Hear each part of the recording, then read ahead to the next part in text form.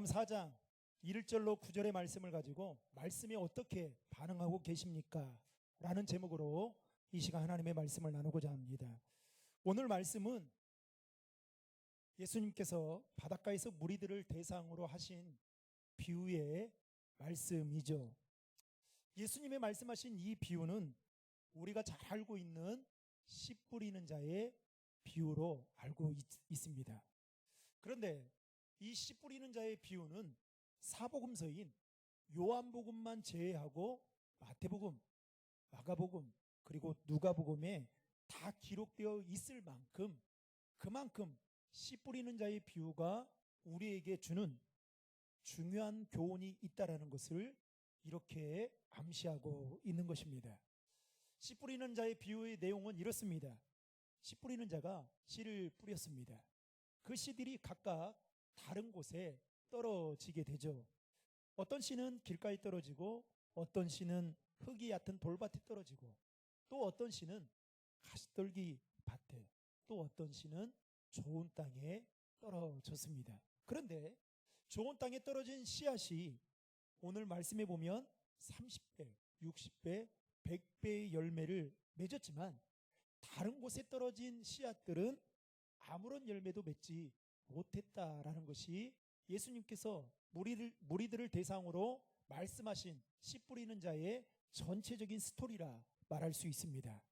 아마도 이 비유를 듣는 사람들은 예수님이 하신 이 말씀에 무척이나 공감했을 것입니다. 왜냐하면 당시 이스라엘의 주요 산업은 목축과 농업이었습니다. 따라서 농사일은 이들에게 매우 익숙한 일이었던 것이죠. 그래서 예수님이 이 말씀을 하셨을 때에 이 많은 무리들이 어떤 생각을 했겠냐? 열매를 맺으려면 땅이 그만큼 중요하구나라는 생각을 하고 있었을 것입니다. 그런데 여러분, 이 씨 뿌리는 자의 비유가 단순히 좋은 밭에서 농사를 잘 지어서 많은 수확을 거두라는 농사에 관한 법을 예수님이 가르쳐주기 위해서 하신 말씀이 아니다라는 것입니다. 예수님은 제자들에게 이 비유에 대해 해석해 주십니다. 그러면서 뿌리는 자는 말씀을 뿌리는 것이고, 밭은 우리의 마음밭을, 사람의 마음을 의미하는 것이다 라고 말하면서 농사를 짓는 자들이 씨를 뿌린 후에 풍성한 열매를 거두기를 바라는 것처럼 말씀의 씨앗이 우리의 마음밭에 뿌려지게 될 때에 그 뿌려진 씨앗이 우리 마음밭에서 풍성한 열매를 맺기를 예수님은 간절히 원하고 있다라는 사실을 지금 씨 뿌리는 자의 비유를 통해서 무리들에게 말씀하고 있다라는 것입니다. 더욱이 예수님은 제자들에게 이 비유를 해석해 주면서 11절 말씀에 보면 이렇게 말합니다. 하나님의 나라의 비밀이 그들에게 주어졌다라고 말씀하고 있는데요. 11절 말씀을 다 함께 읽겠습니다. 이르시되 하나님 나라의 비밀을 너에게는 주었으니 의인에게는 모든 것을 비유로 하나니. 아멘. 하나님의 말씀인 씨앗 속에 하나님의 나라가 있고, 하나님의 나라는 하나님의 통치가 이루어지는 곳이다.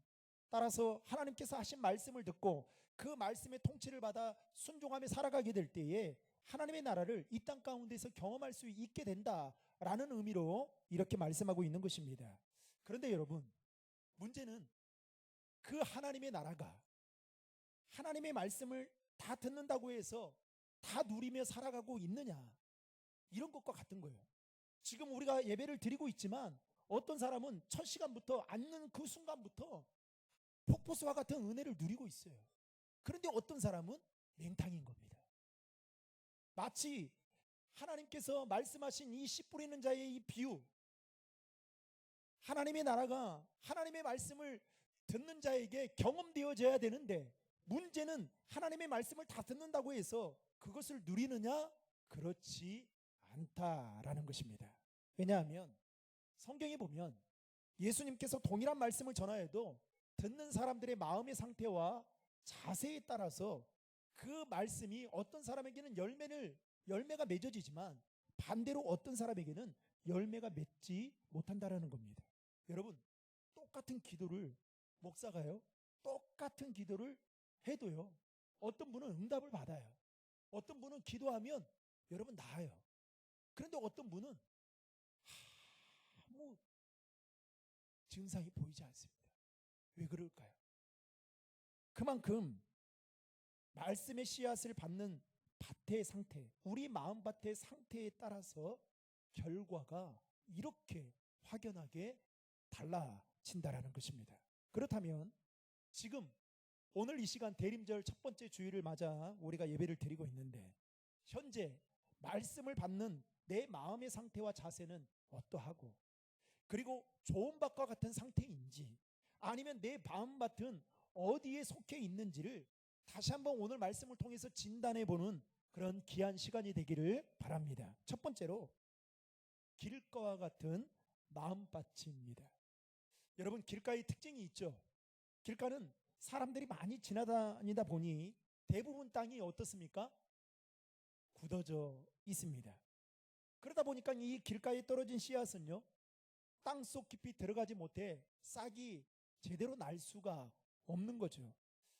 가끔 제가 이제 몸이 아프고 나서 친구 목사 그래도 운동해야 된다 해서 그 이제 정릉에 살고 있는 친구 목사 따라서 북한산을 한두 번 오른 적이 있습니다.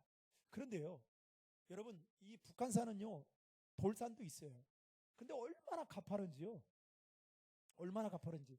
그런데 그 산길에도요, 여러분 땅이 얼마나 단단한지 몰라요. 왜 그런지 아십니까? 사람들이 그 등산로 그 길을 다니다 보니까 그 등산로가 되어지고 땅이 단단해지게 된 겁니다. 그러니 그 땅에 씨앗이 뿌려진들 여러분 싹이 나을 수 있겠습니까? 날 리가 없겠죠. 마치 우리 속담에 씨알도 안 먹힌다라는 말이 이와 같은 말이 아닌가, 여기에 맞는 말이 아닌가, 이렇게 생각해 보게 됩니다. 여러분, 길가와 같은 마음밭을 가진 사람은 누가 어떤 말을 해도 아마 주님이 오셔서 당장 주님이 앞에서 말을 해도 그 말을 전혀 받아들이지 않을 겁니다. 성경에도 보면 예수님 당시에도 씨알도 안 먹히는 사람들이 있었습니다. 그 사람들은 바로 대제사장들, 바리새인들, 서기관 같은 사람들이 여기에 속한 자들이었습니다. 예수님께서 하나님의 말씀을 전하는데도 불구하고 그들은 예수님의 말씀을 받아들이지 않았습니다. 오히려 예수님의 그 권위에 자기들이 도전해서 예수님이 하신 그 말씀에 반기를 들었던 것이죠. 그리고 대적했습니다. 이처럼 예수님의 말씀의 씨앗이 그들 마음 안에 전혀 받아들이지 않고 튕겨져 나가 버린 것입니다.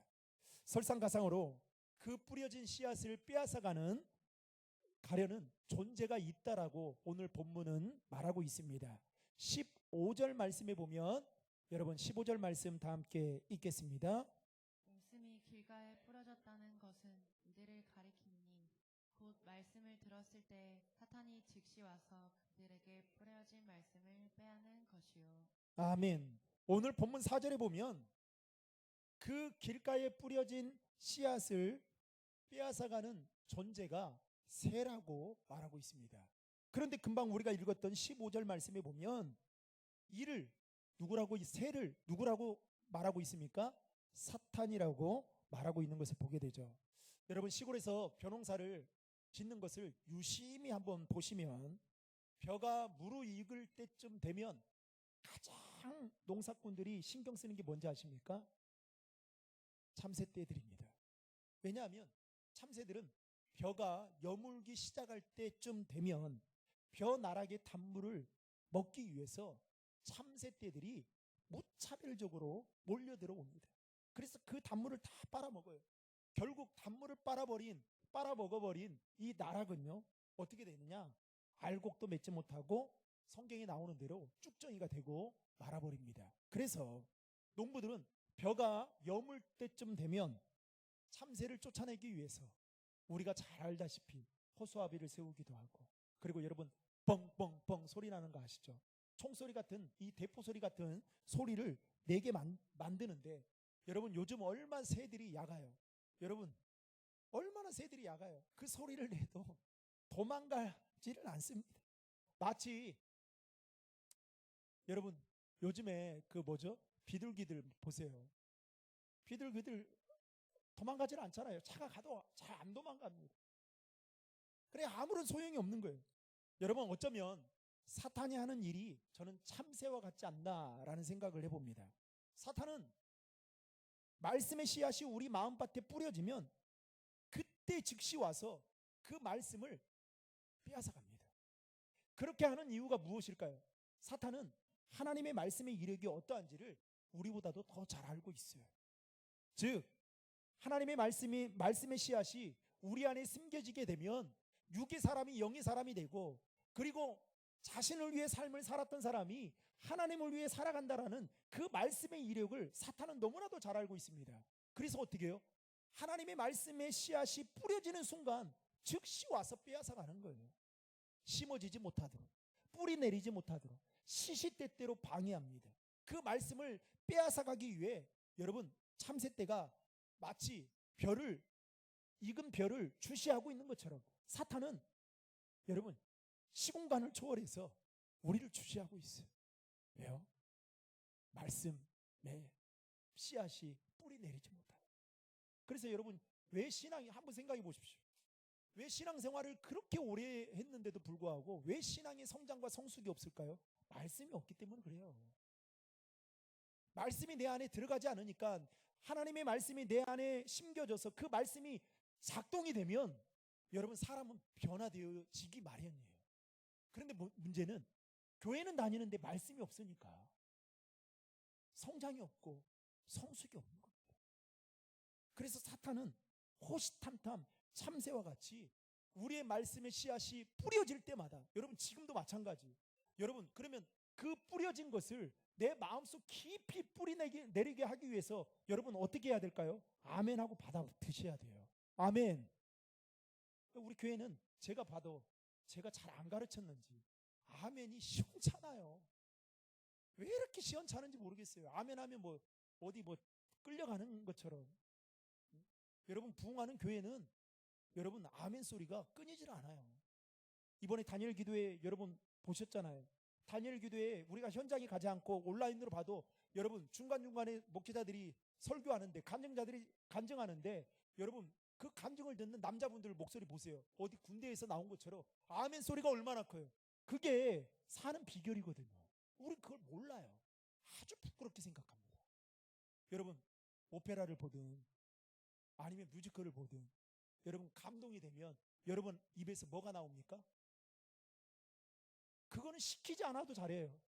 그런데 아멘은 왜 이렇게 안 하는지, 저는 우리 교회가 아멘이 충만하기를 주님의 이름으로 축복합니다. 그래서 여러분 말씀을 받으시라고요. 받으시라고요. 제가 이렇게 이제 사인할까요? 오른손 들어가면 무조건 아멘 합니다. 이렇게 해야 되겠습니까? 네크레이션 강사가 되겠어요? 두 번째로 흙이 얕은 돌밭과 같은 마음 밭입니다. 여러분 일반적으로 씨앗이 열매를 맺기 위한 조건 중에 하나가 있다라고 한다면 그것이 뭘까요? 씨앗이 땅속 깊이 뿌리를 내려야 하겠죠.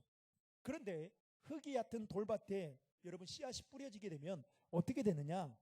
싹은 날 수 있을는지 모르겠지만 오늘 말씀에 보면 뭐라고 이야기하고 있냐면 해가 돋으면 곧 싹이 말라 죽어버리게 된다라고 설명하고 있습니다. 게다가 오늘 본문 16절과 17절에 보면 이 돌밭과 같은 마음을 가진 사람의 특징에 대해서 이렇게 이야기합니다. 처음에는 막 흥분해서 말씀을 받을 때 기쁨으로 받습니다. 그런데 이 말씀의 씨앗이 깊이 뿌리 내리지 못하니까 나중에는 삶을 살아가는데 환난이나 핍박이 오게 되는 거예요. 어려움이 찾아오게 됩니다. 그러면 어떻게 될까요? 말씀의 그 씨앗이 깊이 뿌리 내리지 못하니까 환난이나 핍박 때문에 좌절하고 넘어지게 된다라는 것이죠. 여러분 초대교회 당시 성도들 가운데에는 이 흙이 얕은 돌밭과 같은 마음을 가진 사람들이 있었습니다. 그래서 배교하는 일들이 초대교회 성도들 가운데에도 있었어요. 믿음을 저버리고 살아가는 사람들이 생겨나기 시작했습니다. 이처럼 사탄은 우리 안에 말씀의 씨앗이 깊이 뿌리 내리지 못하도록 우리의 삶에 무엇으로 방해하느냐? 어려움을 줘요. 환난을 줘요. 핍박을 줘요. 생각지 않는 일들을 변수를 만나게 합니다. 그래서 어떻게 해요? 우리 안에 육신의 생각을 갖게 하죠. 그게 뭘까요? 예수 믿어도, 교회 열심히 해도, 봉사해도, 기도해도, 말씀 읽어도 믿지 않는 사람보다 똑같구나. 그랬어요. 말씀의 씨앗을 뿌리내지 못하게 하는 겁니다. 여러분, 흙이 같은 돌밭과 같은 마음을 가진 자들에게 무엇이 필요할까요? 오늘 말씀에 보면 인내가 필요하다라고 말하고 있습니다. 여러분, 성경에 보면 장차 좋은 열매를 맺은 사람들의 공통점이 있어요. 그들의 삶의 어려움이 여러분 없었던 것이 아닙니다. 여러분, 한번 예를 들어볼까요? 성경의 대표적인 사람들을 꼽으라고 한다면 요셉, 욥, 다니엘, 바울, 공통점이 뭡니까? 이들은 하나님의 손에 붙들림 받아요. 정말 멋지게 쓰임받은 사람들이었습니다. 그런데 이들의 삶에, 그 삶의 좋은 열매를 맺기 위해서 어떤 것들이 따랐어요? 때로는 고난과 역경과 핍박과 어려움이 있었어요. 그러나 장차 그들이 받아야 될 하나님의 영광을 소망하며 그들은 인내하며 믿음으로 기도하고 인내하며 감수했던 것을 볼 수 있습니다. 제가 새가족 교육을 하면, 새가족 사주 교육을 딱 끝나면 그때 뭐라고 이야기를 하냐면, 아마 앞으로 한두 달 사이에 우환이 올 수도 있습니다. 예수 믿는다고 어려움이 없는 거 아닙니다. 그 기간을 잘 넘기면 정말 믿음이 성장할 수 있습니다. 꼭 이야기를 합니다. 저는 이제 새가족 교육을 많이 담당했던 사람이었거든요. 그래서 새가족들 보면 꼭 새가족 훈련을 받고 나서 이 어려움들 때문에 교회를 나오지 않는 사람들을 많이 보게 됩니다. 여러분, 공부하는 학생이 자신이 원하는 바를 이루기 위해서는요, 공부하는 일이 때로는 힘이 들어도 어떻게 해야 될까요? 인내하고 책상에 앉아 있어야 되는 거죠. 운동선수가 좋은 성적을 거두기 위해서는 힘들고 고된 훈련을 참고 인내해야 좋은 성적을 거둘 수 있습니다. 이와 같이 내 삶에 여러분 좋은 열매를 맺기 위해서는 때로는 환난과 핍박이 내 삶에 찾아온다 할지라도 무엇으로요? 믿음으로 인내하며 감당해야 한다라는 거예요. 여러분, 교회의 부흥도 마찬가지. 교회 부흥도 그냥 우리가 기도만 한다고 되는 게 아니에요. 때로는 어려움이 얼마나 많이 찾아오는지 모릅니다. 제가 아는 목사님은 안산에 있는 큰 교회예요. 그 목사님은 교회 초창기 때 교회 수련회를 갔다가 몇 명이 그 익사사고를 당하게 된 거예요. 그래가지고요, 교회가 얼마나 어려웠는지. 근데 그 위기를 겪고 나서 교회가 지금은 엄청나게 성장했습니다. 그리고 그 목사님의 특징 중에 하나가 뭐냐면, 교회가 뭐 불화가 생기고 또 다툼이 있는 곳에 목사님이 부흥회로 가면 교회가 다 회복이 되는 거예요. 회복이. 그러니까 여러분, 절대로 그냥 되는 게 없어요. 세 번째로 가시떨기와 같은 마음밭입니다. 오늘 본문 이후에 나오는 18절과 19절 말씀에 보면 씨앗이 가시떨기에 떨어진 것이 무엇을 의미하는지를 이렇게 말씀하고 있습니다. 18절과 19절 말씀 읽겠습니다. 말씀을 듣기는 하되 세상의 염려와 재물의 유혹과 기타 욕심이 들어와 말씀을 막아 결실하지 못하게 되는 자요. 아멘. 가시떨기가 있는 땅에 떨어진 씨앗은 여러분 싹은 틔우고 심지어 뿌리는 깊게 내릴 수는 있습니다. 근데 문제는 열매는 맺을 수 없습니다. 왜냐하면 열매를 맺기 위해서는 땅에 영양분의 공급을 받아야 되는데 뭐가 방해하는 거예요? 가시가 방해하고 막아버리기 때문이죠. 가수원을 해보신 분들은 아시겠지만 여러분, 가수원지기는 과일나무에, 한 나무에 막 과일들이 주렁주렁 막 열립니다. 그러면 그 주렁주렁 열린 그 과일들을 다 살리느냐? 그렇지 않아요. 적당한 양만 남겨두고 나머지는 일부러 따서 버립니다. 왜 그럴까요? 영양분이 남아있는 다른 열매들에게 가서 좋은 열매를 더 맺을 수 있도록 영양분으로 공급하기 위해서 그러는 겁니다. 이처럼 과일나무가 좋은 열매를 맺기 위해서는 영양분을 잘 공급받아야 돼요. 여러분 신앙생활에 있어서도 마찬가지입니다. 말씀이라는 영양분을 여러분 잘 공급받아야 신앙이 성장하고 성숙해져요. 그런데 이 말씀의 영양분을 잘 공급받지 못하도록 사탄은 시시때때로 방해해요. 어떻게 방해하느냐? 오늘 말씀에 보면 그것이 무엇이다라고 말하고 있냐면 세 가지로 말하고 있습니다. 세상의 염려요, 재물의 유혹이요, 그리고 욕심이다라고 말하고 있습니다. 여러분 세상 염려에 사로잡히게 되면 쉬운 일도 손에 잡히질 않습니다. 세상의 염려나 재물의 유혹이나 또 욕심에 사로잡히게 되면 여러분 하나님께 집중할 수 없어요. 예배도 집중 못해요. 더 나아가서 더 중요한 것은 이 세상의 염려와 재물의 유혹과 그리고 욕심에 사로잡히게 되면 하나님의 말씀대로 살아갈 수 있는 힘을 완전히 상실해버리고 말합니다. 내가 하나님의 자녀인데 하나님의 말씀대로 살아야 된다는 것을 아는데도 불구하고 그렇게 살아가지 못하는 거예요. 그러니까 아는 것과 사는 것은 아주 다르게 사는 거죠. 이유를 배반적으로 삽니다. 농부가 여러분 좋은 열매를 맺기 위해서는 반드시 가지치기를 해야 됩니다.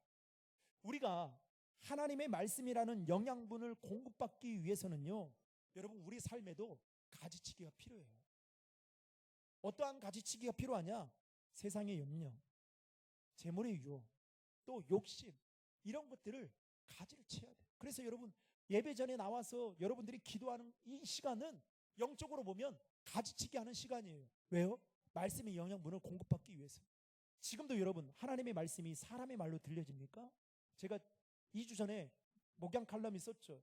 제가 지금까지도 20년 넘게 목회하면서 가장 두렵고 떨리는 것은 이 강단에 서서 말씀 전하는 거예요. 여러분이 볼 때에는 지금 아무렇지 않지만 지금 사지가 떨립니다. 빨리 이 시간이 가기를 원해요. 얼마나 두려운지 몰라요. 여러분 세상의 염려와 재물의 유혹과 욕심을 저는 우리 신도림중앙의 모든 성도들이 말씀과 기도로 가감하게 가지치기를 할 수 있는 믿음의 사람들이 되시기를 주님의 이름으로 축복합니다. 그래서 말씀의 영양분을 여러분 말씀 많이 읽으시라고요. 왜? 우리 말씀 통독 프로젝트 하는데 여러분 제가 우리 교회 교인들이 지금 몇 독을 했는가 제 데이터에 다 있거든요. 그래서 다음에는 누가 성경 그 일독하면 그때 우리 교회 지금까지 3년 동안 몇 독을 했는지 제가 그때 보고해 드리겠습니다. 다 있어요. 여러분 말씀 읽으셔야 돼요. 왜요? 그 말씀이 우리의 삶의 지표가 되고 우리 삶을 이끌어 가기 때문에 그렇습니다. 마지막 네 번째로 좋은 땅과 같은 마음 밭입니다. 여러분 동일 본문인 누가복음 8장 15절에 보면 이렇게 말하고 있는데요. 같이 읽겠습니다. 좋은 땅에 있다는 것은 착하고 좋은 마음으로 말씀을 듣고 지켜 인내로 결실하는 자니라. 아멘. 방금 읽은 말씀에 보면 좋은 땅을 어떤 마음으로 말하고 있습니까? 착하고 좋은 마음. 그러면 착하고 좋은 마음이란 무엇을 말하느냐? 이렇게 말하고 있습니다. 말씀을 듣고 지키어 인내로 결실하는 자. 그러니까 여러분 하나님의 말씀을 듣지 않고 지키지 않고 인내하지 않으면 착하고 좋은 마음이 아니다는 거예요. 그런데 여러분 물어보겠습니다. 좋은 땅과 같은 마음밭은 여러분 그냥 쉽게 됩니까? 돈이 있다고 되는 겁니까? 돈이 있다고 여러분 말씀을 듣고 지켜요? 공부 잘한다고 말씀을 듣고 지킵니까?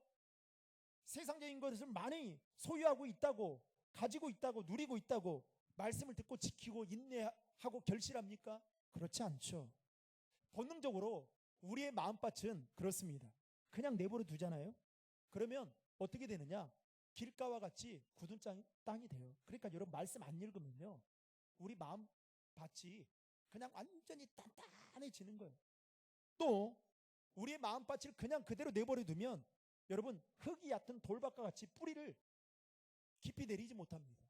더 나아가서 가시가 우리 안에 자라요. 그래서 어떻게 해요? 열매를 맺지 못하게 하고 영양분을 공급받지 못하게 되는 거예요. 그러니까 완전히 유기 사람으로 만들어 버리는 것이죠. 따라서 우리가 좋은 땅과 같은 상태가 되기 위해서는 지속적으로 하나님의 말씀을 듣고 읽고 그리고 기도하는 일에 힘써야 되는 것입니다. 내 안에 나쁜 생각, 내 안에 부정적인 생각, 내 안에 자기중심적인 생각, 내 안에 아집과 고집들을 내 마음밭에 뿌리내리지 못하도록 여러분 말씀 읽고 기도하는 일에 신경 써야 된다라는 것입니다. 이제 말씀을 맺겠습니다. 오늘 예수님께서 말씀하신 씨 뿌리는 비유는 여러분 무엇을 의미하고 있느냐? 하나님 나라의 비밀을 우리에게 가르쳐주고 있습니다. 그런데 사탄은 어떠한 존재냐? 하나님의 나라를 무너뜨리려는 존재일 뿐만 아니라 하나님의 나라의 비밀을 잘 알지 못하도록 방해하는 존재인 것이죠. 더욱이 하나님의 말씀의 씨앗이 우리 마음밭에 뿌리내리지 못하도록 사탄은 참새와 같이 우리를 주시해서 심지어는 우리의 삶의 환난과 핍박과 유혹과 욕심을 우리에게 심어줘서 계속해서 자라지 못하도록 방해한다라는 것입니다. 바라기는 우리가 이러한 사실을 알고 이러할 때일수록 어떻게 해야 되느냐? 말씀 읽고 말씀 듣고 기도하는 일에 신경을 써서 우리의 마음밭이 좋은 땅과 같이 되도록 관리가 필요하다라는 것이죠. 사랑하는 신도림 조항의 성도 여러분, 저와 여러분이 하나님의 말씀으로 그분의 다스림과 통치를 받아 이 땅 가운데에서 하나님 나라를 누리며 경험하며 살아가는 은혜가 있기를 주님의 이름으로 축원합니다.